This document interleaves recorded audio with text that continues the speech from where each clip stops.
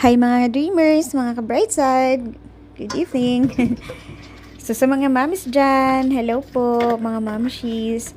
So alam niyo na kapag tulog ang ating alaga or kapag napatulog na natin sila, lalo na sa gabi, ayan, saka na natin simulan yung kailangan tapusin bago tayo makapagpahinga. So hindi talaga madali, no? Lalo na dito sa Canada kasi hindi ka naman makakakuha ng katulong maliban sa hindi mo afford. Hindi ko afford, char, hindi talaga.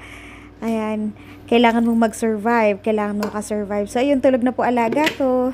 So, hugas-hugas muna. Ang dami ko nahugasan kanina kasi naipon yung dishes namin simula kagabi.